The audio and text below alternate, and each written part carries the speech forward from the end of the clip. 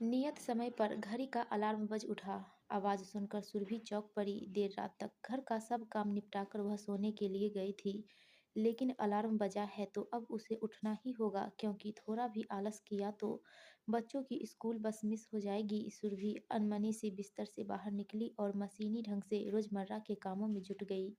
तब तक उसकी काम वाली बाई भी आ पहुंची थी। उसने रसोई का काम संभाल लिया और सुरभि 7 साल के राहुल और 10 साल की नेहा को बिस्तर से उठाकर स्कूल भेजने की तैयारी में जुट गई। उसी समय बच्चों के पापा का फोन आ गया। बच्चों ने माँ की हवर दवर की शिकायत की और सुरभि को मुकेश का उल्हाना सुनना पड़ा कि वह थोड़ा जल्दी क्यों नहीं उठ जाती, ताकि बच्चों को प्यार से उठाकर आराम से तैयार कर सके। सुरभि हैरान थी कि कुछ न करते हुए भी मुकेश बच्चों के अच्छे पापा बने हुए हैं और वह सब कुछ करते हुए भी बच्चों की गंदी मम्मा बन गई है। कभी-कभी तो सुरभि को अपने पति मुकेश से बेहद ईर्ष्या होती। मुकेश सेना में कार्यरत था। वह अपने परिवार का बड़ा बेटा था। पिता की मौत के बाद माँ और 5 छोटे भाई-बहनों की पूरी जिम्मेदारी उसी के कंधों पर थी। क्योंकि मुकेश का सारा परिवार दूसरे शहर में रहता था, इसलिए छुट्टी मिलने पर उसका ज़्यादातर समय और पैसा उनकी ज़रूरतें पूरी करने में ही जाता था। ऐसे में सुरभि अपनी नौकरी छोड़ने की बात सोच भी नहीं सकती थी। सुबह से रात तक की भागदौड़ के बीच पिसती सुरभि अपने इस जीवन से कभी-कभी बुरी तरह खींच उठती, पर बच्चों की जिद और उनकी अनंत मांगे उनके धैर्य की परीक्षा लेती रहती। दिन भर ऑफिस में कड़ी मेहनत के बाद शाम को बच्चों को स्कूल से लाना, फिर बाजार के तमाम जरूरी काम निपटाते हुए घर लौटना और शाम का नाश्ता, रात का खाना बनाते बनाते बच्चों को होमवर्क कराना। इसके बाद भी अगर कहीं किसी बच्चे के नंबर कम आए तो मुकेश उसे दुनिया भर की जली कुटी सुनाता। मुकेश के कहे शब्द सुरभि के कानों में लावा बनकर दहकते रहते। सुरभि को लगता कि वह एक ऐसी असहाय मकड़ी है जो स्वयं अपने ही बुने ताने बाने में बुरी तरह उलझ कर रह गई है। ऐसे में वह खुद को बहुत ही असहाय पाती। उसे लगता जैसे उसके हाथ पांव स्थिर होते जा रहे हैं और सांस लेने में भी उठे उसे कठिनाई हो रही है। पर अपने बच्चों की पुकार पर वह जैसे तैसे स्वयं को समेट फिर से उठ खड़ी होती। बच्चों को तैयार कर सुरभि जब तक उन्हें लेकर बस स्टॉप पहुंची। स्कूल बस जाने को तैयार खड़ी थी। बच्चों को बस में बिठाकर उसने राहत की सांस ली और तेज कदम बढ़ाती वापस घर आ पहुंची। घर आकर उसने खुद दफ्तर जाने के लिए तैयार हुई। नाश्ता व लंच दोनों पैक करके रख लिए कि समय से ऑफिस पहुंचकर वही नाश्ता कर लेगी। बैग उठाकर वह चलने को हुई कि फ़ोन की घंटी बज उठी। फ़ोन पर मुकेश की माँ थी, जो आज के दिन को खास बताती हुई उसे याद से गाय के लिए आटे का लड्डू ले जाने का निर्देश दे रही थी।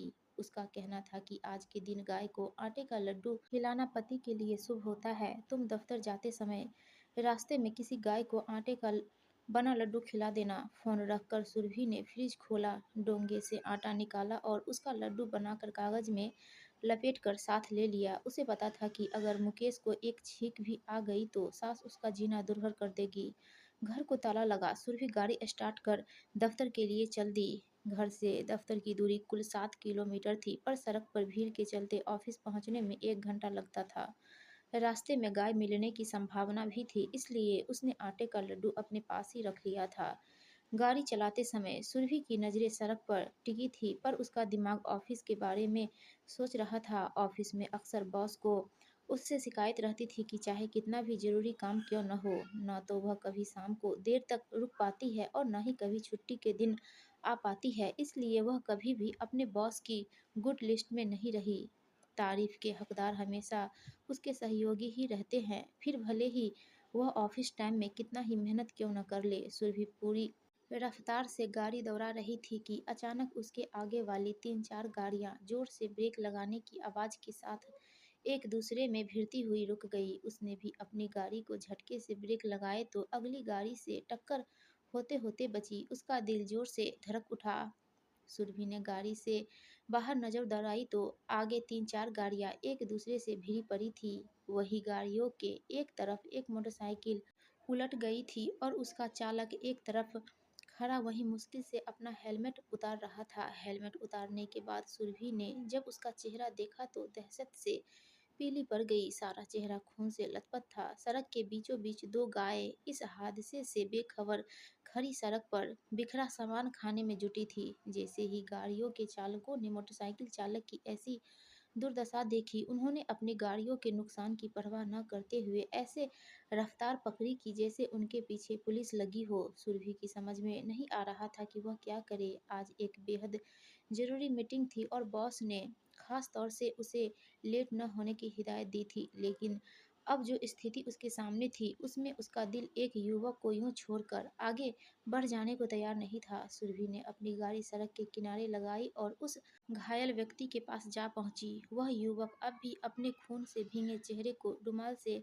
साफ कर रहा था, मगर बालों से रिस-रिस कर खून चेहरे को भिगो रहा था। सुरभि ने पास जाकर उस युवक से घबराए स्वर में पूछा, क्या मैं आपकी कोई मदद कर सकती हूँ? युवक ने दर्द से कहराते हुए बड़ी मुश्किल से आंखें खोली तो उसकी आंखों में जो भाव सुरभि ने देखे उसे देखकर वह डर गई। उसने भराए स्वर में सुरभि से कहा, ओह, तो अब तुम मेरी मदद करना चाहती हो। तुम्ही ने वह खाने के सामान से भरा लिफाफा चलती गाड़ी से उस गायों की तरफ फेंका था ना? सुरभि चौंक उठी। कौन सा खाने का लिफाफा? युवक भराए स्वर में बोला, वही खाने का लिफाफा जिसे देखकर सड़क के किनारे खड़ी गाय एकाएक सड़क के बीच दौड़ पड़ी और यह हादसा हो गया। अब सुरभि की समझ में सारा किस्सा आ गया। तेज गति से सड़क पर जाते वाहनों के आगे एकाएक गायों का भागकर आना, वाहनों का अपनी रफ्तार पर काबू पाने के असफल प्रयास में एक दूसरे से भिड़ना और किन्हीं दो कारों के बीच फंसकर उलट गई मोटरसाइकिल के इस सवार का इस कदर घायल होना। यह सब समझ में आने के साथ ही सुरभि को यह भी एहसास हुआ कि वह युवक उसे ही इस हादसे का जिम्मेदार समझ रहा है। वह इस बात से अनजान है कि सुरभि की गाड़ी तो सबसे पीछे थी। सुरभि का सर्वांग भय से कांप उठा। फिर भी अपने भय पर काबू पाते हुए वह उस युवक से बोली, देखिए, आप गलत समझ रहे हैं, मैं तो अपनी। वह युवक दर्द से कहराते हुए जोर से चिल्लाया, गलत मैं नहीं, तुम हो। तुम, यह कोई तरीका है गाय को खिलाने का? इतना कह युवक ने अपनी खून से भीगी कमीज की जेब से अपना सेलफोन निकाला। सुरभि को लगा कि वह शायद पुलिस को बुलाने की फिराक में है। उसकी आंखों के आगे अपने बॉस का चेहरा घूम गया, जिससे उसे किसी तरह की मदद की कोई उम्मीद नहीं थी। उसकी आंखों के आगे अपने नन्हे बच्चों के चेहरे घूम गए, जो उसके थोड़ी भी देर करने पर डरे डरे एक दूसरे का हाथ थामे सड़क पर नजर गराए स्कूल के गेट के पास उसके इंतजार में खड़े रहते थे। सुरभि ने हथियार डाल दिए। उस घायल युवक की नजरों से बचती वह भारी कदमों से अपनी गाड़ी तक पहुंची, कांपते हाथों से गाड़ी स्टार्ट की और अपने रास्ते पर चल दी। लेकिन जाते जाते भी वह यही सोच रही थी कि कोई भला इंसान उस व्यक्ति की मदद के लिए रुक जाए। ऑफिस पहुंची तो बॉस ने उसे जलती आंखों से देखकर व्यंग बांध छोड़ा, आ गई मैडम, बड़ी मेहरबानी की आज आपने हम पर इतनी जल्दी पहुंचकर।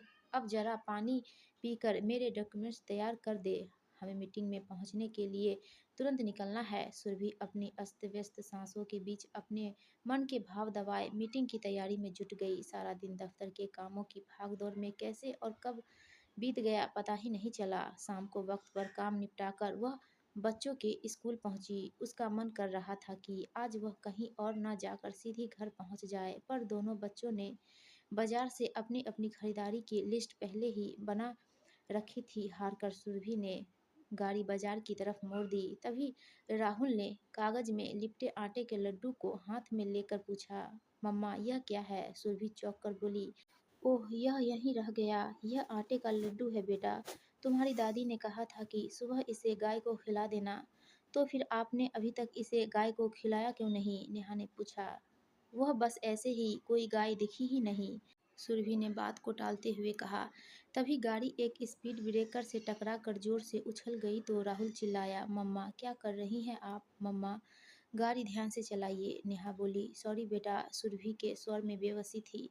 वह चौकन्नी होकर गाड़ी चलाने लगी। बाजार का सारा काम निपटाने के बाद उसने बच्चों के लिए पिज्ज़ा पैक करवा लिए। घर जाकर खाना बनाने की हिम्मत उसमें नहीं बची थी। घर पहुंचकर उसने बच्चों को नहाने के लिए भेजा और खुद सुबह की तैयारी में जुट गई। बच्चों को खिला पिलाकर सुरभि ने उनका होमवर्क जैसे तैसे पूरा कराया और फिर खुद दर्द की एक गोली और एक कप गर्म दूध लेकर बिस्तर पर निढाल हो गिर पड़ी तो उसका सारा बदन दर्द से टूट रहा था और आंखें आंसुओं से तरबतर थी।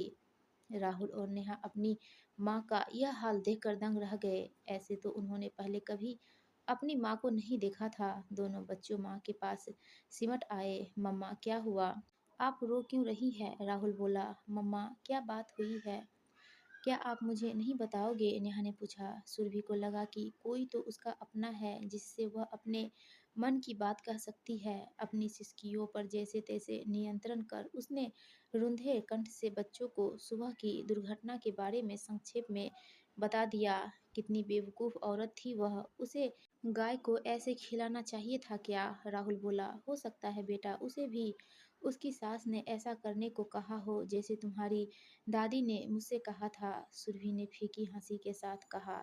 वह बच्चों का मन उस घटना की गंभीरता से हटाना चाहती थी ताकि जिस डर और दहशत से वह स्वयं अभी तक कांप रही है उसका असर बच्चों के मासूम मन पर ना पड़े। मम्मा, आप उस आदमी को ऐसी हालत में छोड़कर चली कैसे गई?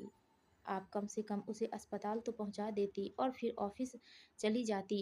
राहुल के स्वर में हैरानी थी। बेटा, मैं अकेली औरत भला क्या करती? दूसरा कोई तो रुक तक नहीं रहा था। सुरभि ने अपनी सफाई देनी चाहिए। क्या मम्मा, वैसे तो आप मुझे आदमी औरत की बराबरी की बातें समझाते नहीं थकती, लेकिन जब कुछ करने की बात आई तो आप अपने को औरत होने की दुहाई देने लगी। आपकी इस लापरवाही से क्या पता अब तक वह युवक मर भी गया हो? नेहा ने कहा।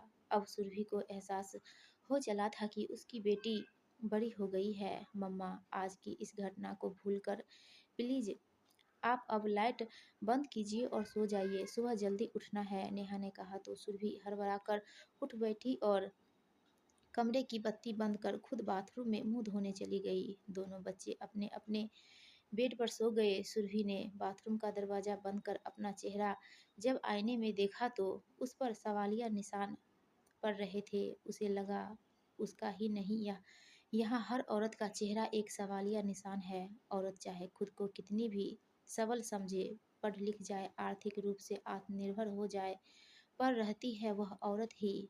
दोहरी तिहरी जिम्मेदारियों के बोझ तले दबी बेसहारा औरत कुछ भी कर ले, कहीं भी पहुंच जाए, रहेगी तो औरत ही न। फिर पुरुषों के मुकाबले और समानता का दंभ और पाखंड क्यों? सुरभि को लगा कि स्त्री पुरुष की हथेली पर रखा वह कोमल फूल है जिसे पुरुष जब चाहे सहलाए और जब चाहे मसल दे। स्त्री के जन्मजात गुणों में उसकी कोमलता, संवेदनशीलता, शारीरिक दुर्बलता ही तो उसके सबसे बड़े शत्रु है। इनसे निजात पाने के लिए तो उसे अपने अस्तित्व का ही त्याग करना होगा। सुरभि अब तक शरीर और मन दोनों से बुरी तरह थक चुकी थी। उसे लगा आज तक वह अपने बच्चों को जो स्त्री पुरुष की समानता के सिद्धांत समझाती आई है वह वास्तव में नितांत खोखले और बेबुनियाद है। उसे अपनी बेटी को इस गलत फहमियों से दूर ही रखना होगा और स्त्री होकर अपनी सारी कमियों और कमजोरियों को स्वीकार करते हुए समाज में अपनी जगह बनाने के लिए सक्षम बनाना होगा। यह काम मुश्किल जरूर है पर नामुमकिन नहीं। रात बहुत हो चुकी थी। दोनों बच्चे गहरी नींद में सो रहे थे। सुरभि ने दोनों बच्चों का माथा सहलाया। नेहा को प्यार करते हुए न जाने क्यों सुरभि की आंखों में पहली बार गर्व का स्थान नमी ने ले लिया था। उसने एक बार फिर सिर झुकाकर अपनी मासूम बेटी का माथा चूमा और फिर औरत की रचना कर उसे सृष्टि की जननी का महान दर्जा देने वाले को धन्यवाद देते हुए व्यंग से मुस्कुरा दी। अब उसकी पलकें नींद से भरी हो रही थी और उसके अवचेतन मन में एक नई सुबह का खौफ था जब उसे उठकर नए सिरे से संघर्ष करना था और नई तरह की स्थितियों से जूझते हुए स्वयं को हर पग पर चुनौतियों का सामना कराना था। दोस्तों, आपको ये कहानी अच्छी लगी हो तो प्लीज़ वीडियो को लाइक कीजिएगा और चैनल को सब्सक्राइब